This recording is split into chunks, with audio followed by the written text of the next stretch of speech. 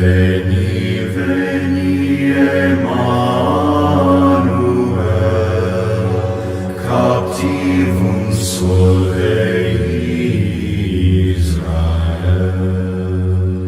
qui gemit in exilio, privatus Dei filio, gaude, gaude, Immanuel, nascetur pro te Israel.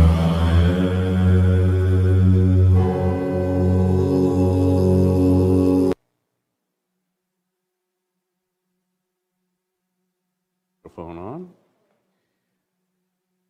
It is Christmas season, time to celebrate the birth of Christ, and we look back to that Old Testament prophecy in Isaiah, and we'll look at that today. We'll read that verse again several times today about the coming of the Christ. O come, all you Immanuel. I cannot speak this morning. Come, ransom captive Israel. The people weren't captive at that point, but the Assyrians were attacking. The Assyrians were a threat, and the people of Israel were worried. They were concerned. King Ahaz was worried. He was concerned. He's so worried and concerned that he considered partnerships with other kings and kingdoms to secure himself, to secure his kingdom. But God said to Judah and God said to King Ahaz, don't do that. Rely on me. Trust in me. And Ahaz refused. And God even sent the prophet to Ahaz and said to Ahaz, hey, look, I want you to know I am with you. I want you to know I've got your back. I want you to know you can trust in me. So ask me for a sign and I will give you a sign. Now, there's been 1,000 times at least in my life where I've said, God, give me a sign. Okay? And sometimes God has given me a sign. Sometimes he hasn't. Sometimes he has. But I've never said to God like Ahaz did, because Ahaz said to God, oh, I'm not going to ask you for a sign. Like, what? God says, ask me. You should give him. But God said this. He said, you didn't ask, but I'll give you a sign. A virgin will give birth to a child, and his name will be called Immanuel. And then Matthew repeats that, finds it so important that he repeats it, Immanuel, and then translates it so everybody understands. God is with us, or God with us. Important thing for us to think about. Important thing for us to consider. And we're going to look this month, this week and the next 3 weeks after this, are all going to be about how God is with us and how that provides us hope, how that provides us joy, how that provides us peace, and how that enables us to have the gift of love and to give the gift of love as well. An important part of our lives, an important part of who we are. Oh God, come, Immanuel. He needs to ransom us as well, and he will. Let's pray before we move on. Father, I thank you again that we can celebrate this season of Jesus' birth. Father, that it was such a significant, important part of our history because it became the time where we were no longer bound by the law, but we were bound by your grace, your love for us. So we thank you that we can celebrate this time. As we look into the scriptures today, Father, help us to take something away with us that will help us to grow in our relationship with you, to help us to trust you more, to help us just to have the confidence and the power of knowing you are with us. In Christ's name we pray. Amen. All right. Important to remember God is with us. But let me ask you a question. When is it easiest to remember God is with you? Some of you are like, I don't understand the question. That's good, okay? Because I want to explain it a little bit more. That's why I asked it so vaguely. Here's the deeper question. Is it easier to feel the presence of God Is it easier to feel that God is with us when you're on the high times or the mountaintops, as we say? Or when you're going through trouble and low times, maybe in the valleys? For me, it's easier when I'm on the mountaintop. When I'm in the valleys, sometimes I'll feel like, God, are you there? Are you paying attention? Are you listening? Are you seeing what's going on? And maybe you kind of feel the same way at different times. I wrote in my notes a couple of stories, a couple of things I thought about this, and I was trying to think about, I want to give you some stories about my life where maybe I was on a mountaintop, then all of a sudden I hit a valley. And there's a couple really whoppers. But I have to be honest with you, I'm not comfortable in sharing those with you right in this situation. Because they involve other people and other things, and I don't want to go there. But there were a couple of things I thought about. I thought about when I graduated from high school and went to my high school celebration, my graduation ceremony. There was a school-sponsored party at the bowling alley that night and everything else. Got done with all that and found out that my mom immediately needed to leave to go to my grandparents because my grandfather had died. On a high, on a celebration, and hit with something hard and down on a low. That's the way life does it sometimes. I also thought about just a few years ago, about 10 years ago, 11 years ago, where during that time, and I have allergies, by the way, the doctor told me, so just don't want any of you to think that you're going to get sick because of me. But about 10, 11 years ago, there was a church that Nancy and I decided to go visit one Sunday morning. And it was a church that I had known ever since I had been in Taipei and Taiwan. And kind of, just for some reason, it always just kind of interested me. And every time I went by it, I kind of look at it in different things. And I was like, I'd like to go visit church there because I never have been to church there. So we went to go visit church there. And during that time, when Nancy and I went to go visit, Jonathan wasn't here yet. Joshua was a baby. He was little. And I didn't have a job.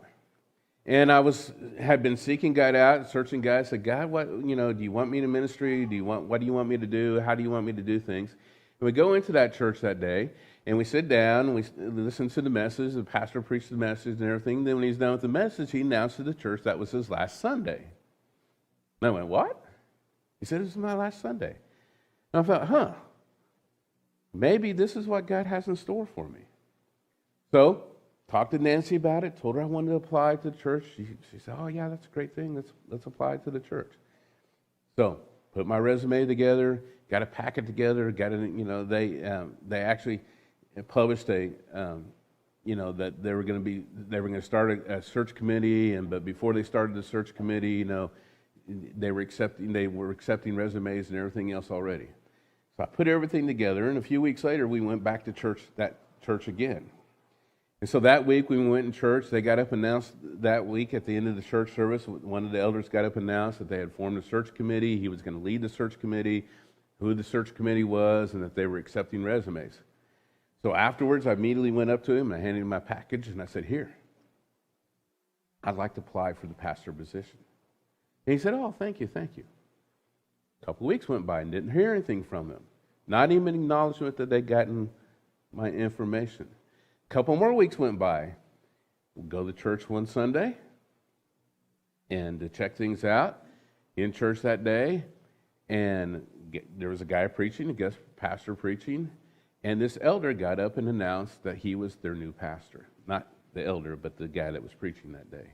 That they had decided to hire him as pastor.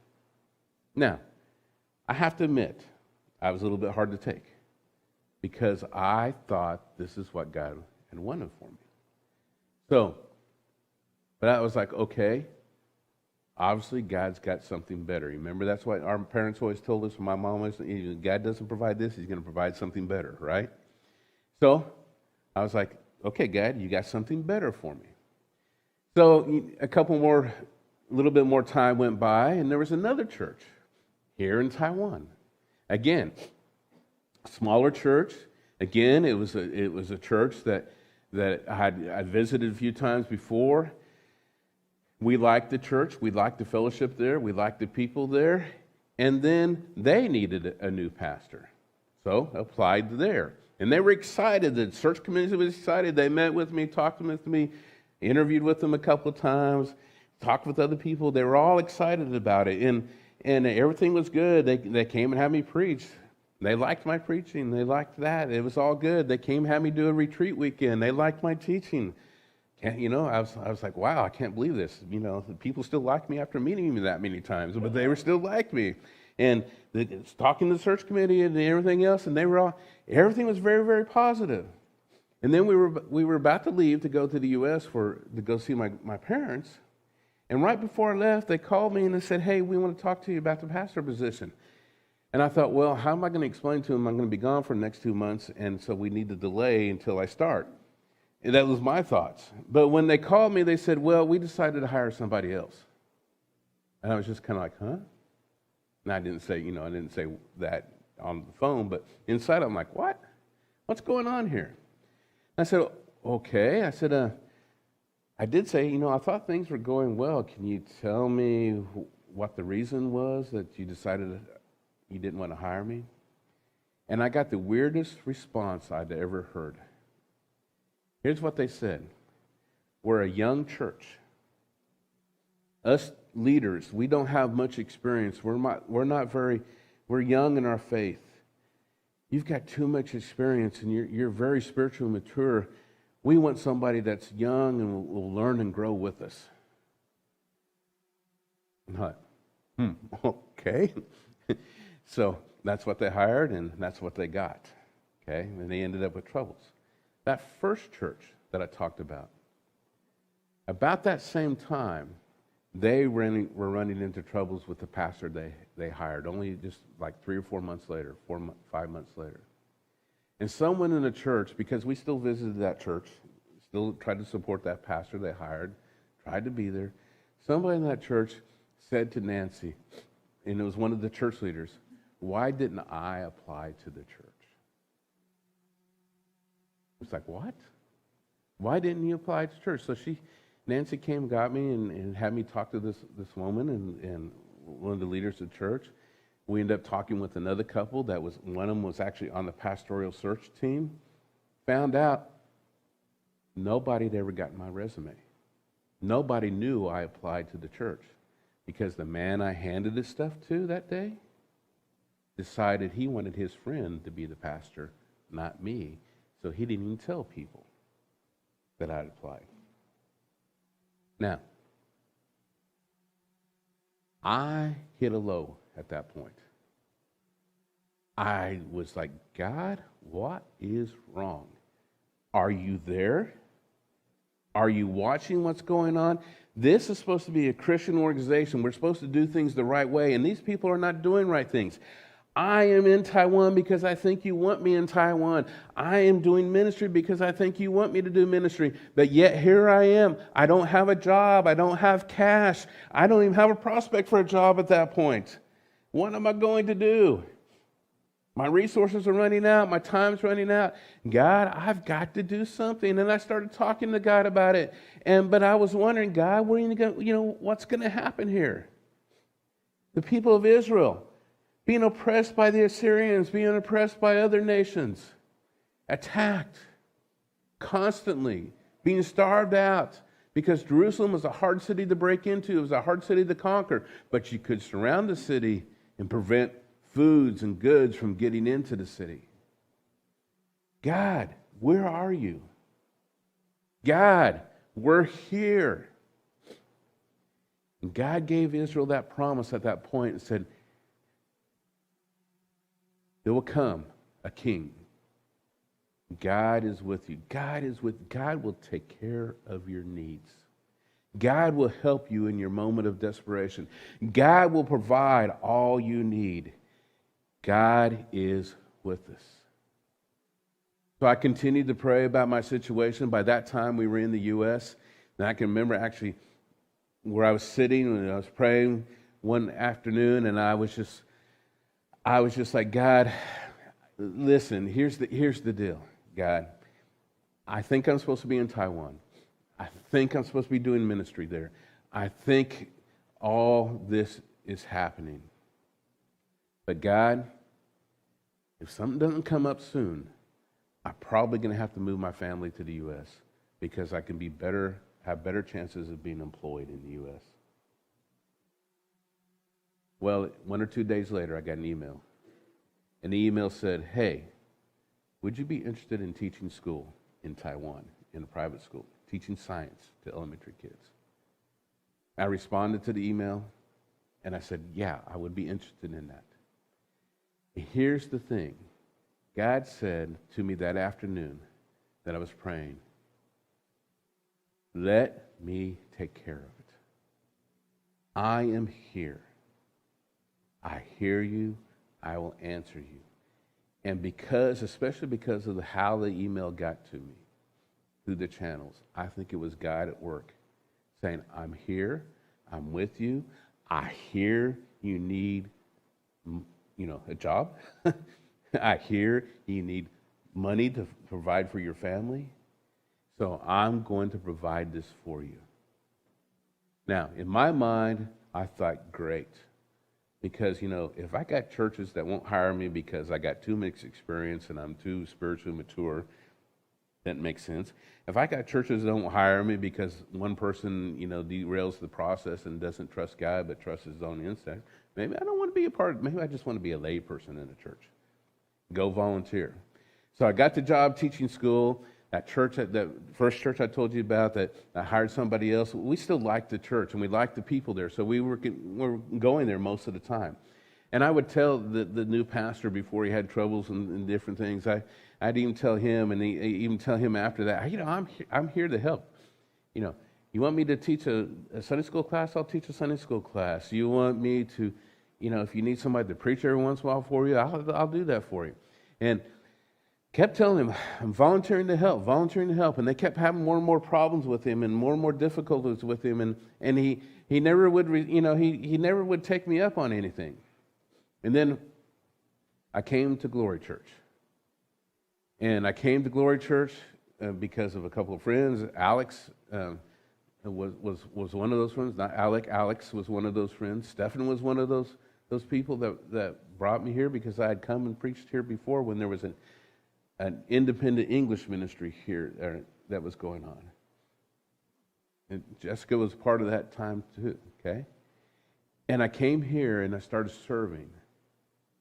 And I knew this is what God had put me through. God had made me go through those valleys so that I'd be willing to serve him, so that I'd be appreciative of what he has given to me. And we talk about God is with us. This is some of the things that we need to think about. Because when that day, again, when I sat down and prayed, and I finished praying, and I just had a peace, I had a hope of knowing God would take care of it. Every step along the way since then. At first, when I first came, I don't know if some of you were around then, but I taught at the school, and I did this both at the same time. And then the opportunity became, after a couple of years, because the school decided they didn't want to renew my contract, that I got to do this full time. God has provided every step because he is with us. He trusts in us. And maybe you're going through some things that you're just like, God, are you there? Because in the middle of that time, I didn't question my faith, but it was just like, God, this struggle, it's hard. And maybe you're struggling because of family relationships or work relationships. Maybe you're struggling because you don't know what the future is going to look like. I'm here right now, but where am I going to be 5 years from now? Where am I going to be 10 years from now? Okay? Maybe you're struggling because, something with your kids. Sometimes I look at my kids and think, wow, I've really got to trust God with them. Because it was up to me, I'd wrap them up in plastic bubbles and stick them in the corner so they wouldn't get hurt and nothing would happen to them. But then I know that's not good for them either. But we have to trust God in all things. And sometimes, maybe we just feel alone. You can be in the middle of a marriage and you can feel alone. You can be in the middle of a group of friends and you can feel alone. Or maybe you even feel rob you. And so to Jerusalem, one of the things you did was you went with a group, because the group offered you protection. The group helped you to get there. The group helped you to have hope in the destination of where you're going. And so he said, blessed are those strength is in you, whose strength is in God, who is willing to undertake this task. Okay? It says, as they pass through the valley of Baca. Now, Baca it's not the name of a valley itself, but Baca is probably a tree. And most commentators agree it's a tree. Sometimes it's called the weeping tree. There was a couple of other names for it. The tree of grief. They had to go through these places to get to where they wanted to go. Go back to this verse. Blessed are those whose strength is in you, who set their hearts on the pilgrim of God. See, blessed are those whose strength is in him, because we are created to depend on God. And we're created to depend on others. And God says, it's not a weakness to say, I need your help, God. It's not a weakness to say to others, I need your help. He is there with us. He commands us to meet together as a church. You know why? It's not. That's one of the reasons I don't like Facebook. Well, all that ads, all the stupid things people post, and then when people do post real things, a lot of it is negative. Have you noticed that? Okay. You know, I went to the restaurant. You know, the waiter dropped this on me and everything. Oh, well, who cares? Well, I guess I shouldn't say that. Sorry in front of my friends, okay? But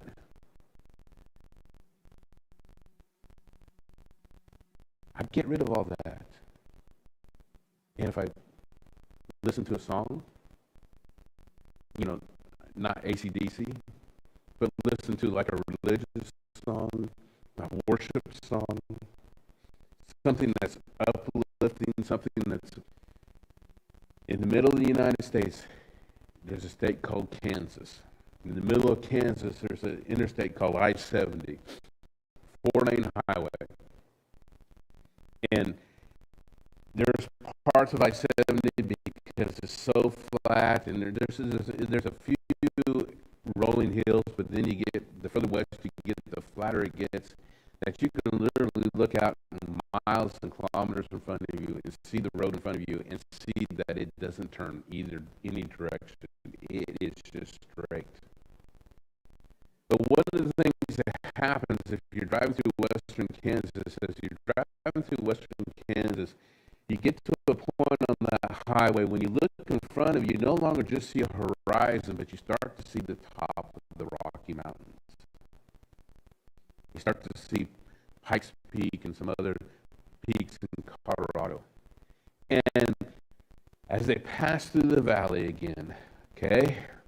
Now, you know,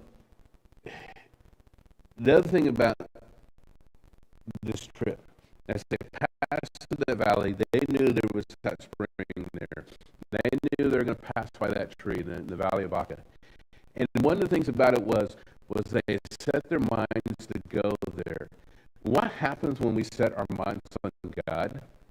God says what? You will be found by me, right?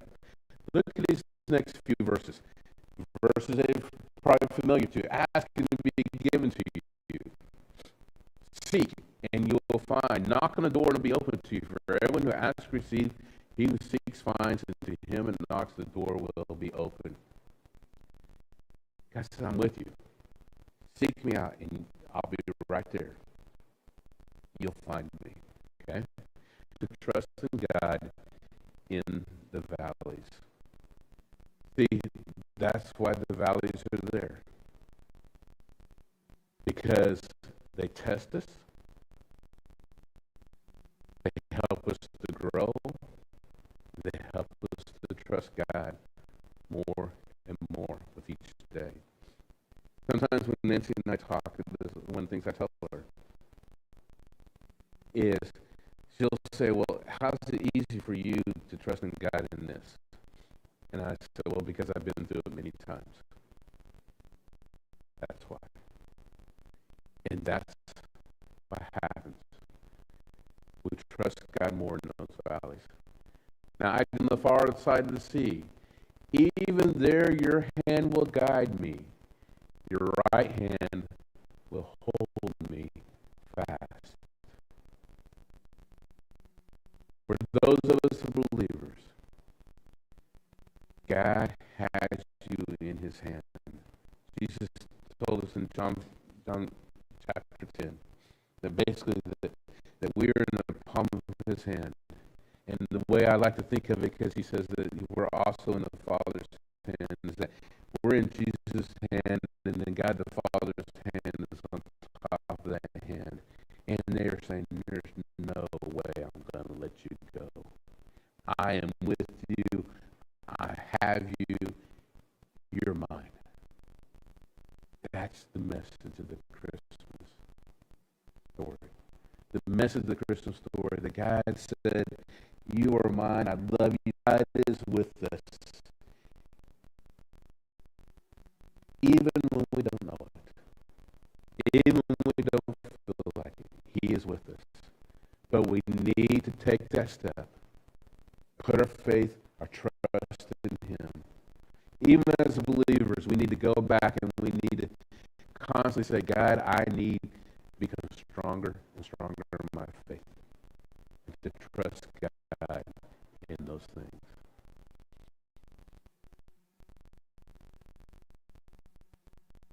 We revel in God in the good times. And we draw closer to him in the hard times. But no matter where we are, Immanuel, God is with us. There's going to be a video. Son of God appeared. Rejoice, rejoice, Immanuel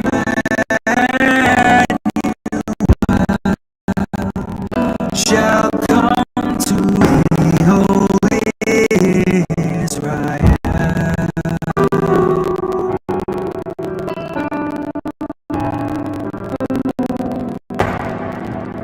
Oh, come thou be spring, come